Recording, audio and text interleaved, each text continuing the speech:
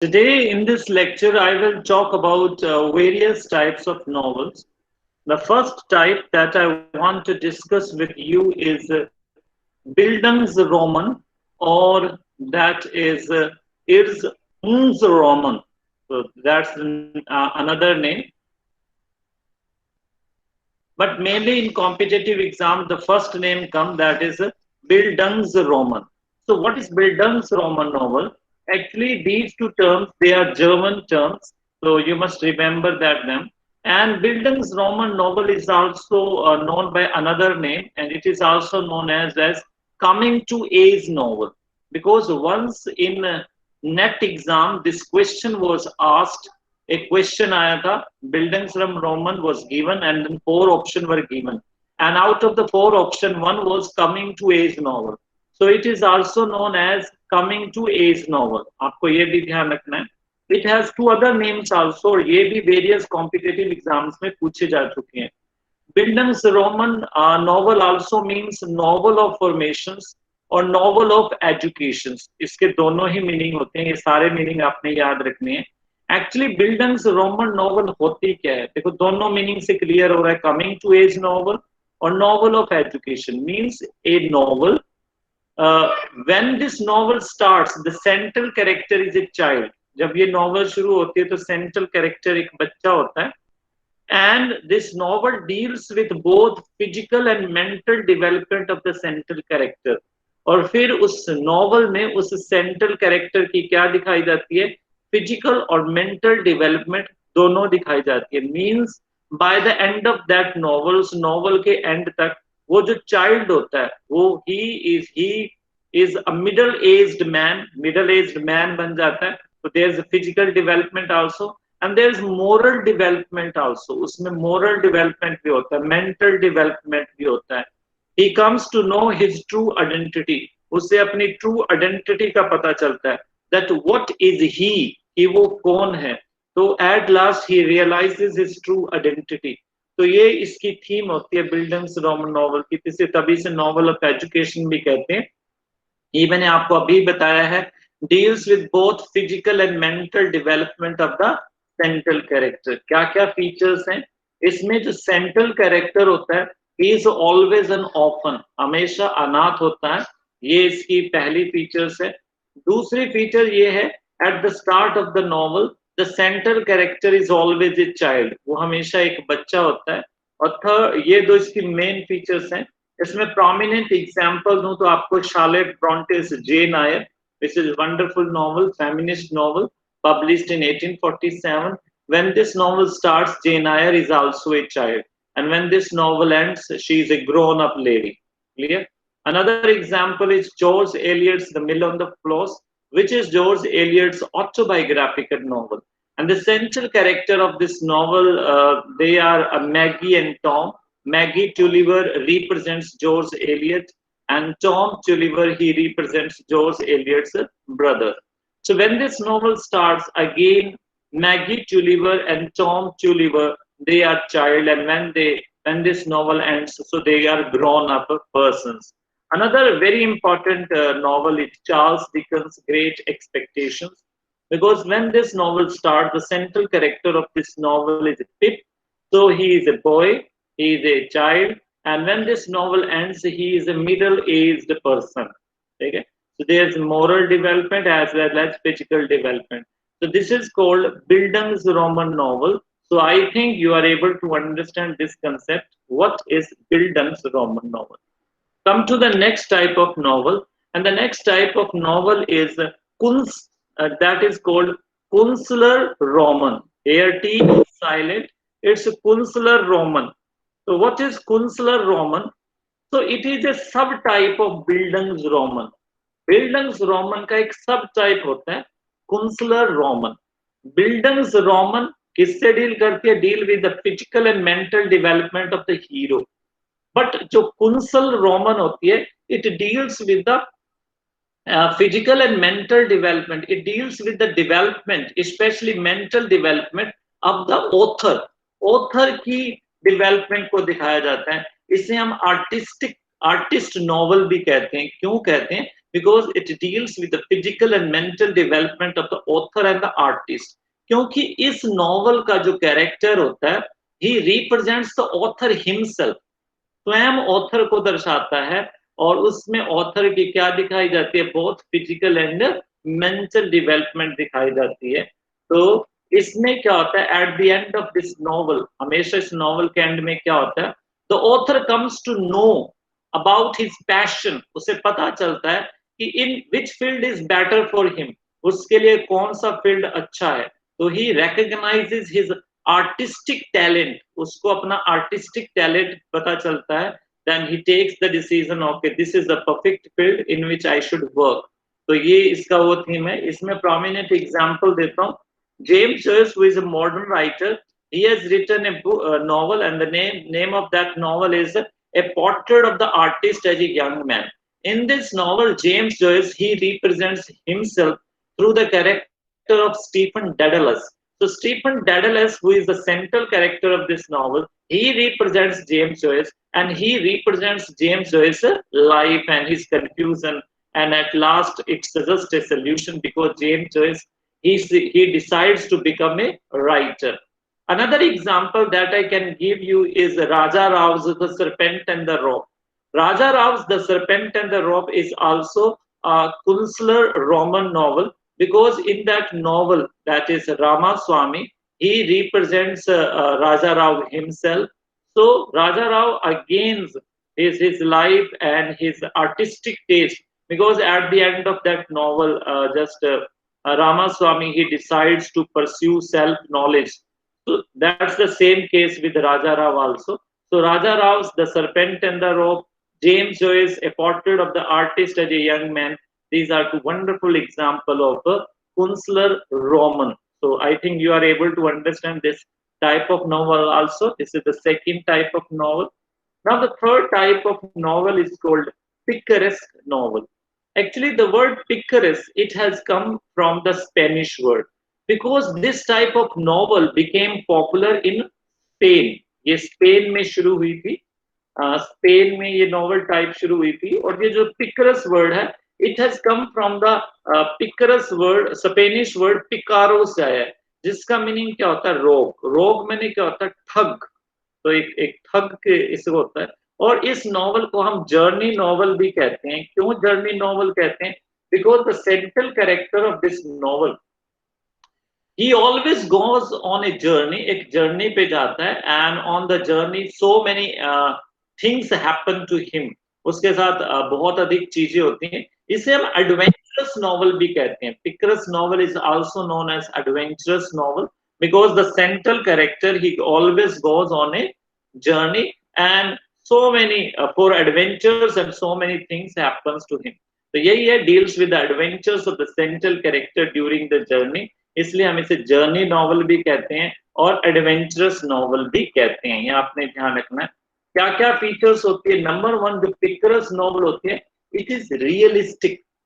Realistic means the main aim of the picaresque novel presents the society of that time, उस समय के समाज को दर्शाती है। जैसे आपको मैं दो बढ़िया एग्जांपल दूं, हेनरी फील्डिंग ने दो बहुत बढ़िया पिकरस नॉवल लिखी हैं। One is Joseph Andrew, and the second is Tom Jones. And through both those novels, Henry Fielding, he presents the society of that time. उस समय के समाज को दर्शाता है, क्या क्या सिचुएशन थी। तो पिकरस नॉवल क्या होती है? रियलिस्टिक होती है। It deals with the real life. Second is episodic. जो पिकरस नॉवेल्स होती है एपिसोडिक होती है। What is the meaning of episodic? The plot of the Picarus novel is disconnected. उसका जो plot होता है ना, वो disconnected होता है। Third is satiric. ये मैंने आपको बता दिया है कि पिकरस नॉवल का जो एम होता है वो क्या होता है, is to satirise the society of that times, and that's why it is a picaresque. तो इसके प्रोमिनेंट एग्जांपल्स मैंने अभी आपको दिए हैं, हेनरी फील्डिंग के जोसेफ एंड्रू और टॉम जोन्स, दोनों जो नॉवल है, wonderful example of picaresque novel. I'm going to the next type of novel. Next type of novel is epistolary novel. ये जो वर्ड epistolary है, it has come from the word epistle. epistle से आया है, और epistle का meaning होता है लेटर। तो मीन्स आपको समझ में आ गया होगा। तो एपिस्टोलरी नॉवल क्या होती है? इन लेटर फॉर्म, जो लेटर फॉर्म में होती है, in which in this type of novel the development of story takes place in through letters. कहानी कैसे बढ़ती है? लेटर्स के थ्रू कहानी आगे बढ़ती है। डेवलपमेंट जो कहानी का होता है वो लेटर्स के द्वारा होता है। और this type of novel was started by Samuel Richardson. Samuel Richardson द्वारा लिखी गई थी। Samuel Richardson was himself a wonderful writer of letters. ये लेटर्स बहुत सुंदर लिखता था। तो इसलिए when he was writing a standard book of letter writing, जब वो लेटर राइटिंग की एक स्टैंडर्ड बुक लिख रहा था, then this type of novel came into his mind, and then he wrote the first epistolary novel, and we all know that novel, Pamela or Virtue Rewarded. Pamela is the main title and subtitle is Virtue Rewarded. That was published in 1740. So epistolary novel, which is written in letter form, it was started by Samuel Richardson. Epistle means letter, that I have already explained you. It is in letter form, letter form में होती है। Letter form means जो narrative होती है, जो story होती है, वो कैसे कंटिन्यू रहती है? By the exchange of letters. Letters का एक्सचेंज होता रहता है दो पर्सन्स में, एंड द स्टोरी कंटिन्यूज। ठीक है, प्रोमिनेंट एग्जांपल इसमें सैमुअल रिचर्डसन के तो है ही है, पैमेला एंड क्लैरिसा हार्लो, इसके तो बढ़िया नॉवेल्स हैं। ठीक है, इसमें मैरी शेली का फ्रैंकनस्टाइन भी है। ठीक है, तो Mary Shelley's Frankenstein is also a picaresque novel, sorry, epistolary novel. So these are two wonderful example of epistolary novel. Moving to the next type of novel, that is called Gothic novel. Now Gothic means a terror novel. ठीक है, तो ये प्रकार की जो novel थी, terror novel थी, they became popular. कब पॉपुलर हुई? Towards the end of the 18th century. 18th century के एंड में ये पॉपुलर हुई, when romantic age was about to start.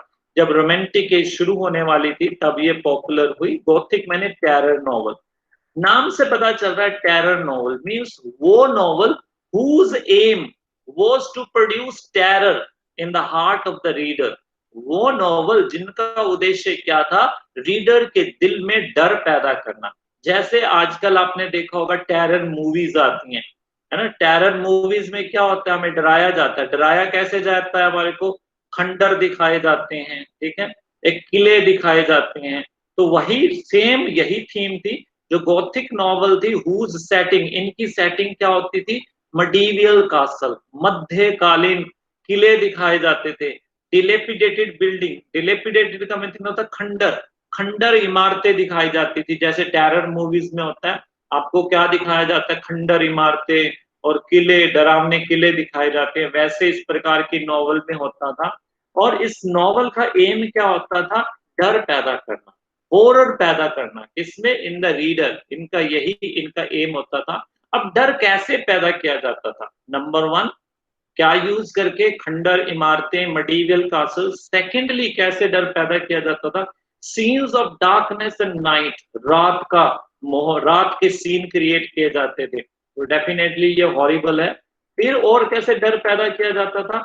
Reader को ले जाकर, रीडर को क्या दिखाई जाती है इस प्रकार के नॉवल में?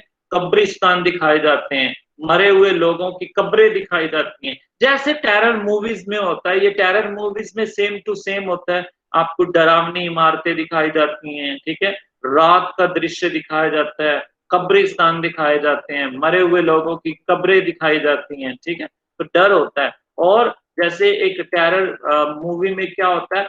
मैजिक यूज करते हैं, सुपर नेचुरल एलिमेंट यूज करते हैं। Super natural element means in the forms of which, चुड़ैल या गौस्ट, भूत वगैरह दिखाकर। तो इसमें भी क्या होता था? विच और गौस्ट वगैरह यूज किए जाते थे, मैजिक यूज किया जाता था, रहस्य यूज किया जाता था। तो इस प्रकार की नॉवल का मेन एम था क्या करना? अपने रीडर्स को एंटरटेन करना, टू प्रोड्यूस टेरर। इसमें फेमस नॉवल कौन सी है? Horace Walpole, the castle of Otranto. It is the first Gothic novel. ये फर्स्ट गोथिक नॉवल है which was written by Horace Walpole. Now next novel is Anne Radcliffe's The Mysteries of Udolpho. This is another very famous Gothic novel written by Anne Radcliffe. And Jane Austen, she makes fun of gothic novel, वो gothic novel का मजाक उड़ाती है. Especially she makes fun of Anne Radcliffe's The Mysteries of Udolpho in her novel Northanger Abbey. अपनी उस novel में वो Anne Radcliffe की जो novel है The Mysteries of Udolpho, उसका मजाक उड़ाती है. Next, very important gothic novel is written by Matthew Lewis, and his very wonderful novel is The Monk. Sorry, not monk, it's monk. The correct pronunciation is monk. And another very important Gothic novel written by that is by Mary Shelley, and the name of that novel is Frankenstein. So these are four wonderful Gothic novels. So I think you are able to understand this type of novel, which is called Gothic novel. Now the next type of novel is historical novel. नाम से पता चल रहा है historical, history plus novel, ये दो शब्दों से मिलकर बना है. दोनों एक दूसरे के बिल्कुल विपरीत हैं. History stands for reality, history stands for facts, novel stands for imagination. Novel का मतलब कल्पना होता है. तो दोनों बिल्कुल ऑपोजिट वर्ड हैं ये, हिस्ट्री और नॉवल. नॉवल आपको बताया है, novel stands for fiction, novel stands for imagination, history stand for facts. तो हिस्टोरिकल नॉवल का मतलब क्या होता है? An imaginative reconstruction of the past. Means past को कैसे प्रेजेंट किया जाता है? In an imaginary way. एक बहुत बढ़िया तरीके से आपको प्रेजेंट किया जाता है. जो कहानी ली जाती है, कहां से ली जाती है? पास्ट की ली जाती है. लेकिन हिस्टोरिकल नॉवलिस्ट जो होता है, he makes certain changes in the history. वो हिस्ट्री में कुछ चेंजेस करता है and presents the history in a very beautiful way. वो कुछ बहुत सुंदर तरीके से हिस्ट्री को दर्शाता है. जरूरी नहीं है कि वो सेम टू सेम हिस्ट्री को दिखाए, उसमें कुछ चेंजेस करता है. जैसे हो सकता है कि हिस्ट्री में कोई जिंदा हो, वो उसको मार दे, और जो मरा हुआ उसको जिंदा कर दे, जैसे कि विलियम शेक्सपियर करता है अपने हिस्टोरिकल प्लेस में. William Shakespeare has written 14 historical plays. 10 are based on English history, and 4 are based on Roman history. But William Shakespeare, he doesn't follow the history completely. वो पूरी तरह से हिस्ट्री को follow नहीं करता, वो चेंजेस करता है, उसको क्रिएटिव वे में हिस्ट्री को प्रेजेंट करता है, अपने अकॉर्डिंग उसमें चेंजेस करता है. बट मेन एम क्या होता है हिस्टोरिकल नॉवल का? हिस्टोरिकल नॉवल का मेन एम होता है उस समय की एज की क्या दिखाना, लाइफ को दर्शाना, कि लोग कैसे रहते थे, उनके तौर तरीके कैसे थे. So the primary aim of a historical novel is to show the life and manners. उस समय की लाइफ को दर्शाना, उस समय के मैनर्स को दर्शाना, ये इनका मेन एम होता है. और जो फादर, जिसे जन्मदाता माना जाता है हिस्टोरिकल नॉवल का, वो है sir Walter Scott, who belongs to Scotland. So he is considered the father of the historical novel, उससे समझा जाता है. उसकी मैं कुछ फेमस हिस्टोरिकल नॉवल आपके साथ डिस्कस करता हूँ. सर वॉल्टर स्कॉट्स की एक नॉवल बहुत फेमस है, दैट इज कॉल्ड आइवनहॉय. ठीक है, which deals with British history. This novel is really very important, which was published in 1820. And another very important novel, historical novel, is Charles Dickens' A Tale of Two Cities, which deals with French Revolution, जो French Revolution को deal करती है. ठीक है, तो ये दो बहुत बढ़िया एग्जाम्पल है. दो other writers have also written historical novels, but these novels are tremendous as far as historical novel is concerned. So I think you are able to understand this type of novel also, and that is called historical novel. Now, another type of novel is involuted novel. Now, what is that involuted novel? This is a new type of novel which was started by Vladimir Nabokov. एक Russian writer था, उसने शुरू की थी, Vladimir Nabokov. ए novel, इसका meaning होता है ए novel with in a novel. What is the meaning of A novel with in a novel? Means एक ऐसी नॉवल जिसका सब्जेक्ट मैटर क्या होता है? नॉवल ही होता है. Means contains an account of its own genesis and development. Means एक ऐसी नॉवल जिसमें जो स्टोरी होती है वो किसके बारे में होती है? अबाउट ए नॉवल, जिसकी स्टोरी क्या होती है? About the development of a character.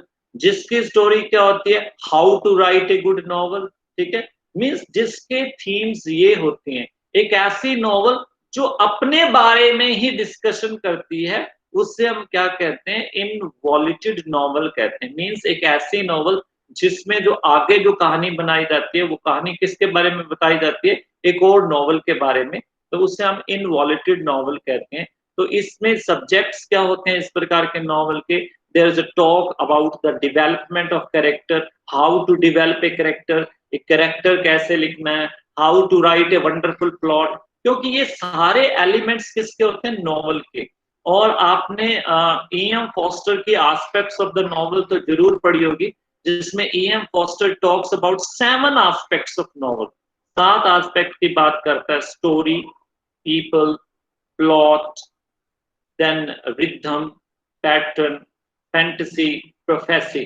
तो कोई भी नॉवल जो इन 7 में से किसी भी एलिमेंट की बात करती है, अगर किसी नॉवल का सब्जेक्ट मैटर हो, how to write a good plot, इसका मतलब वो कौन सी नॉवल है, इनवॉल्यूटेड नॉवल है, एक ऐसी नॉवल जो खुद के बारे में बात कर रही है। अगर किसी नॉवल का टॉपिक हो, how to use good characters in a novel, है ना, how to use rhythm in a novel, तो कोई भी चीज के बारे में जब किसी नॉवल का ये सब्जेक्ट होता है, तो उससे हम इनवॉल्यूटेड नॉवल कहते हैं। ये शुरू की थी व्लादिमीर, ये नैबोकोव है, ये वैबोकोव नहीं है, या एन आएगा, ये मिस्टेक से होगा, नैबोकोव। उसका वंडरफुल एग्जाम्पल है pale fire. Actually pale fire is a novel, और इस नॉवल में क्या होता है, actually this novel is in poetry form, verse form में है।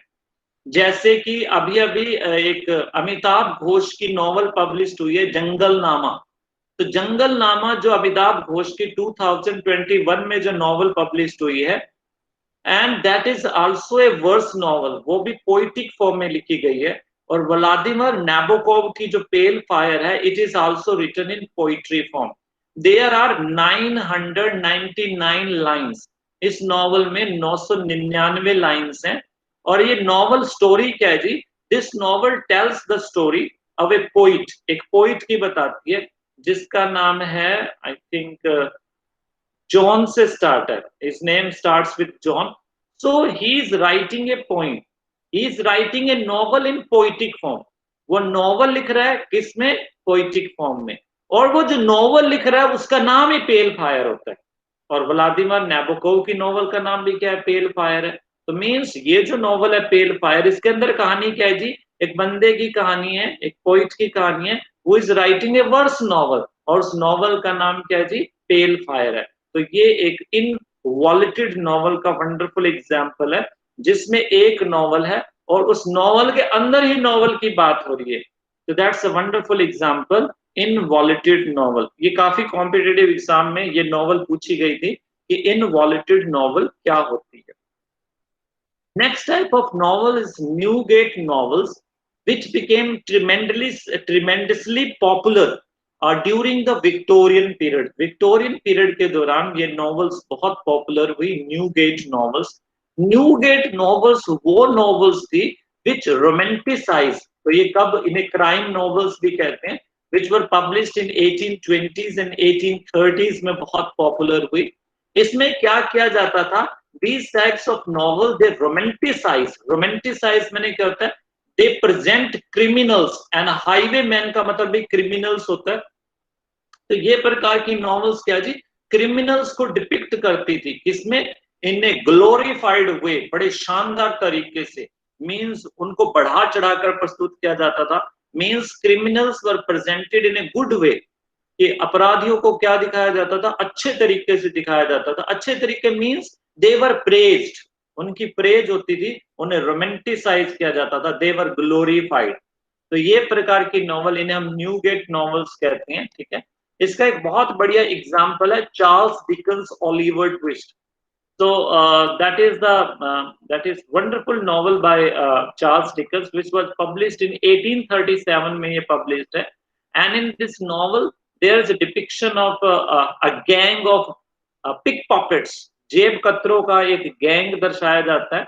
Fagin is the leader of that gang, and that profession is glorified here। तो इसे हम न्यूगेट novels कहते हैं, which were quite popular during the Victorian period। especially in 1820s and 1830s. But later on, these types of novels, they were criticized by W.M. Thackeray. W.M. Thackeray means William Makepeace Thackeray. उसने ये कहा कि इस प्रकार की novels नहीं लिखी जानी चाहिए. Why? Because these types of novels, they promote, they support, they encourage. इस प्रकार की नॉवल किसको इनकरेज करती है? क्राइम को इनकरेज करती हैं. And that's why W.M. Thackeray, William Makepeace Thackeray, he criticized such types of novels, and then the people, they stopped writing these types of novels, the Newgate novels. Next type of novel that I want to discuss with you is campus novel. नाम से पता चल रहा है campus. तो वो novels whose setting is universities and college. वो novel जो किसके बारे में होती थी? यूनिवर्सिटी और कॉलेज के बारे में होती थी. Whose setting was campus, who were set in campus of universities and colleges. तो इस प्रकार की नॉवल क्या करती थी? They dealt with problems of the students and the teachers. Teachers और स्टूडेंट्स की प्रॉब्लम को वो डील करती थी. और इस प्रकार की जो नॉवल थी campus novel, it was started by Philip Larkin. Philip Larkin who belongs to post modern age. तो ये नॉवल उसने शुरू की थी. फिलिप लार्किन्स जिल उसकी नॉवल है. जिल is the first campus novel. ठीक है. इसमें मैं एक एग्जांपल और दूंगा, Kingsley amiss. Kingsley amiss lucky gym is another wonderful example off campus novel. तो ये कैंपस नॉवल है. आपको पता होना चाहिए कैंपस नॉवल क्या होती है. The novel about the university and colleges and which deals with the problems of the teachers and scientists, they are called campus novel. Now next type of novel is utopian novel. अब utopian novel, this type of novel was started by Thomas More, who belonged to the 16th century. ये 16th century से belong करता था Thomas More. He wrote one work and the name of that work was Utopia. उस work का नाम ही Utopia था. In which he presented an ideal society, जिसमें उसने एक आदर्श समाज प्रस्तुत किया, जिसे हम हिंदी में कहते हैं राम राज्य. तो ऐसा संसार प्रस्तुत किया in which everybody was happy, there was no exploitation. ऐसा संसार, एक राम राज्य जिसे हम कहते हैं. तो वहीं से ये वर्ड आया यूटोपिया. तो यूटोपिया का मतलब क्या होता है? Happy imaginary world. इस प्रकार की नॉवल क्या प्रेजेंट करती हैं? दे प्रेजेंट एन आइडलाइज्ड वर्ल्ड, एक आदर्श संसार प्रस्तुत करती हैं. इसमें जो बेस्ट एग्जांपल आज के मॉडर्न टाइम में मिलता है, वो मिलता है सैमुअल बटलर की नॉवल है इरेवॉन. ठीक है. In which he presents a society where machines are not used, जहां पर मशीन्स यूज नहीं की जाती. And that's why the people of this society they are very happy. तो एक एग्जांपल है एरेवॉन. तो यू मस्ट रिमेंबर.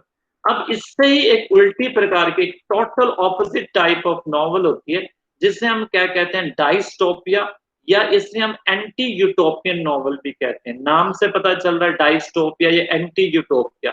अब यूटोपिया क्या प्रेजेंट करती है? एक हैप्पी इमेजिनरी वर्ल्ड, एक हैप्पी आइडलाइज्ड वर्ल्ड. और ये क्या प्रेजेंट करती है? Horrible future world. इसमें क्या है जी? आपको भविष्य की प्रेडिक्शन की जाती है, भविष्यवाणी की जाती है कि भविष्य में ऐसा होगा. और जो फ्यूचर वर्ल्ड है वो कैसे होगा? हॉरिबल होगा. ऐसी भविष्यवाणी की जाती है. इसमें जो सबसे बढ़िया एग्जांपल है जॉर्ज ऑरवेल की 1984, which was published in 1949. I think it was published in that year. तो उसमें जॉर्ज ऑरवेल भविष्यवाणी करता है that in 1984, है ना, the world will be divided into 3 powers and in the world there will be totalitarianism. कि पूरे संसार में क्या होगा? डिक्टेटरशिप होगी. ठीक है. तो वो एक बड़ा एक हॉरिबल इमेजिनरी वर्ल्ड प्रेजेंट करता है जॉर्ज ऑरवेल में. Similarly, Aldous Huxley की एक नॉवल है Brave New World, which was published in 1932. That's another example of dystopia. इसमें Aldous Huxley भी क्या प्रेजेंट करता है? एक horrible imaginary world प्रेजेंट करता है in which the population will be controlled, जिसमें population को कंट्रोल किया जाएगा through test tube baby. ठीक है.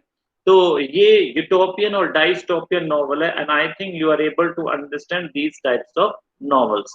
Come to the next type of novel, and the next type of novel is stream of consciousness novel, नाम से पता चल रहा है स्ट्रीम ऑफ कॉन्शियसनेस मीन्स एक ऐसी नॉवल जो किसको डील करती है, what ever goes in the mind of the characters. इस प्रकार की नॉवल क्या करती है कि उनके कैरेक्टर्स के दिमाग में जो कुछ भी चल रहा होता है उसको प्रेजेंट करती है। इसे हम कहते हैं स्ट्रीम ऑफ कॉन्शियसनेस नॉवल। इस प्रकार की नॉवल अगर हम ब्रिटिश लिटरेचर की बात करें तो जेम्स जॉयस ने लिखना शुरू किया। फिर जेम्स जॉयस से वर्जीनिया वुल्फ ने सीखा। जेम्स जॉयस की जो नॉवल है, चाहे वो है a portrait of the artist as a young man, चाहे उसकी नॉवल है यूलिसिस, चाहे उसकी नॉवल है फिनिगन वेक्स, सारी सभी नॉवेल्स में वो stream of consciousness technique use करता है। सिमिलरली वर्जीनिया वुल्फ अपनी novel Mrs Dalloway to the lighthouse में वो stream of consciousness technique use करती है। ये जो टर्म है consciousness, stream of consciousness, consciousness, इसको इंट्रोड्यूस किया था विलियम जेम्स ने। और इसका आई थिंक इसकी बुक थी principles of psychology, in which this he use this term in 1890। And इसमें क्या प्रेजेंट किया जाता है, the inner thoughts of the central character, कि सेंट्रल कैरेक्टर के दिमाग में जो कुछ चल रहा होता है वो हमें बताया जाता है। और इसके जो फेमस राइटर है जेम्स जॉयस आपको बता दिया, वर्जीनिया वुल्फ आपको बता दिया, T S. Eliot is another wonderful writer of stream of consciousness novel because he has used this technique in his poem The Wasteland। इसकी बहुत फेमस पोइम है The Wasteland which was published in 1922। तो उसमें उसने stream of consciousness technique use की है। Similarly, he has used stream of consciousness technique in his another very good poem Love Song of J Alfred Prufrock, उसमें भी इसने stream of consciousness technique use की है। क्या फीचर्स होती हैं, जो स्ट्रीम ऑफ कॉन्शियसनेस टेक्निक होती है उसका जो प्लॉट होता है वो डिसकनेक्टेड होता है। There is no link between the various incident में कोई लिंक नहीं होता। क्यों लिंक नहीं होता? क्योंकि हम अपने दिमाग में क्या करते हैं, एक क्षण तो प्रेजेंट के बारे में सोचते हैं, नेक्स्ट मोमेंट हमारे दिमाग में हम किसके बारे में सोचते हैं, पास्ट के बारे में, और नेक्स्ट मोमेंट किसके बारे में सोचते हैं, फ्यूचर के बारे में। तो हमारे माइंड में जो इंसिडेंट्स होते हैं, जो इवेंट्स होते हैं, उनमें कोई लिंक नहीं होता। And that's why in this type of novel there is no link between the various elements. तो डिसकनेक्टेड प्लॉट होता है। अब दिमाग में जो चल रहा है उसको बताया कैसे जाता है, it is revealed through the use of symbols के द्वारा दर्शाया जाता है। और इंटीरियर मोनोलॉग का इसमें प्रयोग किया जाता है। इंटीरियर मैंने होता है इंटरनल, मोनोलॉग मैंने होता है सेल्फ टॉकिंग, मीन्स अपने आप से बात करना। अब कई बार हम अपनी रियल लाइफ में भी हम बोलते कुछ नहीं है, साइलेंट बैठते हैं और हम दिमाग में अपने आप से ही बातें करते हैं। That is called interior monologue. So this is another type of novel that is called stream of consciousness novel. Going to the next type of novel, and the next type of novel is called Roman flu. That is called next type of novel. इसका meaning होता है novel cycle, means a set or series of novel। इसमें क्या होता है, बहुत सारी novels होती हैं, लेकिन उन सारी novels के क्या है जी, themes सेम होते हैं, कैरेक्टर सेम होते हैं, सेटिंग सेम होती है। ये बड़ी इंपॉर्टेंट है। और ईच नॉवल, हर नॉवल का अपना एक डिफरेंट टाइटल होता है और उसकी अपनी खुद की कहानी होती है, लेकिन कैरेक्टर सेम चलते हैं, सेटिंग सेम चलती है। जैसे आप कह सकते हो इस सीरीज ऑफ ऑटोबायोग्राफीज। जैसे यहाँ मैं आपको एग्जांपल देता हूँ आपको मुल्क राज आनंद का। तो मुल्क राज आनंद क्या लिखना चाहता था, he wanted to write a 7 volume autobiography लिखना चाहता था, इसलिए he was able to write 4 and 5th was incomplete. तो वो देखो उसमें वो सेंट्रल कैरेक्टर सेम चल रहा है, ठीक है, वो अपने आप अपनी लाइफ को दर्शा रहा है, 7 समर्स, मॉर्निंग फेज, ठीक है, द बबल्स, ऐसे उसका पूरे टाइटल है। उससे हम कहते हैं रोमन फ्लू, मीन्स सेट और सीरीज ऑफ नॉवेल्स, जिसमें सीरीज में होते हैं, हर नॉवल का अलग टाइटल होता है लेकिन कैरेक्टर सेम होता है, सेटिंग सेम होती है, मीन्स एक ही कैरेक्टर की लाइफ स्टोरी बताई जाती है, उससे हम कहते हैं रोमन फ्लू। और इसमें हम किसी भी नॉवल को इंडिविजुअली पढ़ सकते हैं, जरूरी नहीं है कि उसके हमें पहले वाली नॉवेल्स पढ़ी होनी चाहिए, क्योंकि जो नॉवल पढ़ेंगे उसके किसी लाइफ की वहां पे डिस्क्रिप्शन होगी, तो इसको इंडिपेंडेंटली पढ़ी जा सकती है। जैसे यहाँ पे मैंने मार्शल प्राउस्ट का एग्जाम्पल दिया है, रिमेम्बरेंस ऑफ थिंग्स पास्ट ये इसकी ऑटोबायोग्राफी है। इसमें वो अपनी लाइफ को प्रेजेंट करता है, किसमें? 7 बुक्स में। जैसे मैंने अभी आपको मुल्क राज आनंद का एग्जांपल दिया, जिसने अपनी ऑटोबायोग्राफी लिखी, जिसका नाम था 7 स्टेजेस ऑफ लाइफ, जिसमें वो अपनी लाइफ को 7 स्टेजेस में दर्शाना चाहता था। So that's another good example of Roman flu. Now, another type of novel that I want to discuss with you is science fiction. It is also called sci-fi. इसे sci-fi भी कहते हैं, science novel. नाम से पता चल रहा है, means एक ऐसी novel which deals with scientific world, जिसमें साइंस का दुनिया दिखाई जाती है, जिसमें ये दिखाई जाते हैं कि फ्यूचर में क्या होगा, which deals with scientific discoveries, which deals with new technology. इसलिए इसे हम स्पेकुलेटिव फिक्शन भी कहते हैं। स्पेकुलेटिव का मतलब होता है गैस लगाना। आप गैस लगाते हो, प्रोडिक्ट करते हो कि फ्यूचर में ऐसा होगा, ठीक है, that is called speculative fiction. और इसमें क्या प्रेजेंट किया जाता है, जैसे इसमें प्रेजेंट किया जाता है फ्यूचरिस्टिक सेटिंग्स प्रेजेंट की जाती है, फ्यूचर का आपको बताया जाता है कि फ्यूचर में ऐसा होगा, और फ्यूचरिस्टिक सेटिंग होती है, फ्यूचर की साइंस बताई जाती है, फ्यूचर की टेक्नोलॉजी बताई जाती है, ठीक है, ये सारा कुछ आपको बताया जाता है। और इसमें क्या बताया जाता है, this type of novel it explores, it reveals, ये नॉवल क्या दर्शाती है, the potential, the powerful consequences of scientific and other innovation. ये भी दिखाती है कि ये जो साइंटिफिक और अदर जो आविष्कार हो रहे हैं, इसके आगे चल के क्या परिणाम होंगे। कुछ पॉजिटिव भी हो सकते हैं, कुछ नेगेटिव भी हो सकते हैं। Means a type of novel which deals which deals with you can say science technology, that is called scientific. इसमें मैं आपको एग्जांपल दूंगा H.G. वेल्स की नॉवल द टाइम मशीन। इस पे देखो आज भी काम चल रहा है। H.G. वेल्स ने अपनी नॉवल लिखी द टाइम मशीन। उसने इसमें प्रेडिक्ट किया कि फ्यूचर में एक ऐसी मशीन बनेगी जिससे क्या है जी, हम अपना पास्ट देख पाएंगे, अपना फ्यूचर भी देख पाएंगे। And still some scientist they are working on it. अभी भी यूरोप में इस पे काम चल रहा है। किस पे काम चल रहा है अभी? द टाइम मशीन पे। अल्डक्स हक्सले का मैंने आपको एग्जांपल दिया था, ब्रेव न्यू वर्ल्ड। ये भी एक साइंस फिक्शन है, क्योंकि इसमें वो प्रेडिक्ट करता है क्या, टेस्ट ट्यूब बेबी। और देखो आजकल वही कंसेप्ट चल रहा है कि if a couple is not able to just get a baby, so the baby is born with the help of test tube baby. तो ये होता है साइंस फिक्शन। तो I think you are able to understand these different types of novel. So this was your topic on different types of novel. So I hope that you have understood each and every concept. I have tried to make each and everything very simple.